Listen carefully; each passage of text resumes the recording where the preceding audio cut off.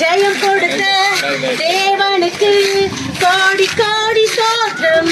வாழ்வழித்த இயேசு ராஜாவுக்கு எல்லா விதத்திலும் அண்ணன் முன்னாடி வந்து எல்லாரையும் எப்படி எல்லாம் அவங்க கிண்டல் பண்ணாங்க, அவருடைய இமேஜ் கெடுக்கணும்னு என்னென்ன பண்ணாங்க பாத்தீங்களா? என் அண்ணன் சொன்ன மாதிரியே ஜெயிச்சு காட்டிச்சாரு. அவர் சைலண்டா இருந்தாலும் வைலண்டா காரியத்தை முடிச்சாரு பாருங்க. அவர் தான் வருவாரு, அவர் தான் ஆட்சி அமைப்பாரு, அவர் தான் பெண்களுக்கு மக்களுக்கு எல்லாத்தையும் நல்லது செய்வார். அவர் வரணும்னு முதல் அவர் கூட அவர் வந்து கொடியை அவர் வெளியிட்ட அன்னைக்கே வந்து நீங்க சரித்திரம் படைப்பீங்கன்னு சொன்னேன். அதே மாதிரி என் அண்ணன் சரித்திரம் படிச்சிட்டாரு. என் அண்ணன் சரித்திரம் படிக்காதீங்க.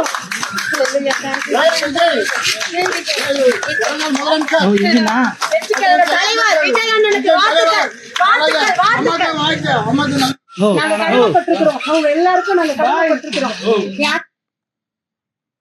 என்னையா நீங்கெல்லாம் இப்படி இருக்கிறீங்க?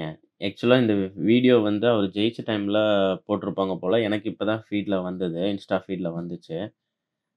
இதை பார்க்கும்போது இதை எப்படி கணிக்கவே முடியல. ஒன்று இவங்கெல்லாம் இதை அட்டென்ஷன் க்ரியேட் பண்ணுறதுக்காக பண்ணுறாங்களா, இல்லை உண்மையாலுமே இவரை பிடிச்சி போய் இவரை சந்திக்கணும் அப்படிங்கிறதுக்கோசரம் ஏதாவது இந்த மாதிரி கிறுக்குத்தனம் பண்ணுறாங்களா? சேயிங் ஒன்று இருக்குது. அது என்ன அப்படின்னா, நமக்கு ஒருத்தரை பிடிச்சிருச்சு அப்படின்னா, அவங்க என்ன நல்லது அவங்க என்ன கெட்டது பண்ணாலும் அவங்களுக்கு சப்போர்ட்டிவாக தான் நம்ம பேசுவோம். அது மாதிரி தான் இன்னைக்கு இவரை பிடிச்ச போய் பல பேர் இருக்கிறாங்க. ஒரு 1.25 கோடி பேர் இவரை ஓட் போட்டு ஜெயிக்க வச்சிருக்கிறாங்க. இதில் எப்படி சொல்கிறது, இப்போ இன்னை வரைக்கும் எவ்வளவோ பிரச்சனைகள் போயிட்டு இருக்குது. 1 மந்த் ஆயிடுச்சு. இன்னும் இந்த பிரச்சனையை பற்றியே பேச மாட்டேங்கிறாங்க. எது பேசினாலும் அவருக்கு முட்டு கொடுத்தே பேசிகிட்டு இருக்கிறாங்க. இவங்கள மாதிரி மக்கள் இருக்கிற வரைக்கும் நம்ம ஏன் இந்த மாதிரி அரசியல் நியூஸ் பேசணும்? எப்படியோ போய் தொலைங்கடா அப்படிங்கிற மாதிரி தான் இருக்குது. எப்படியோ போய் தொலைங்கணும் இல்லை, எப்படியோ நாசமாக போய் தொலைங்க அப்படிங்கிற மாதிரி தான் இருக்குது.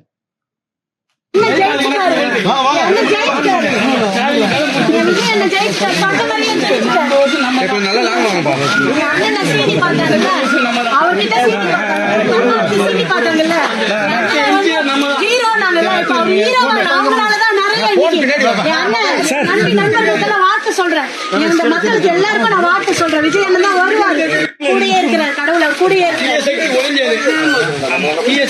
மயர புடுங்கினது தீய சக்தி ஒழிஞ்சுதான். இப்போ இந்த ஆட்சியில் மட்டும் என்ன நடக்குது? ஏதாவது கேள்வி கேட்டால் அந்த ஆட்சியில் கேள்வி கேட்டீங்களான்னு, அந்த கேள்வி கேட்குற ரைட்ஸு உங்களுக்கு கிடையாது முதல்ல. அப்படி போன ஆட்சியில் ஏன் நீ கேள்வி கேட்கல அப்படின்ட்டு இதெல்லாம் மாற்றிடுவேன்னு சொல்லி தான் நீ வந்திருக்கிற. அப்படி மாற்றுறதுக்கு உண்டான வழி தான் பார்க்கணுமே தவிர கிறுக்குத்தனமாக பேசிகிட்டு இருக்காதீங்க. வெற்றி கழக தமிழக வெற்றி கழக ஜெயம் கண்டது.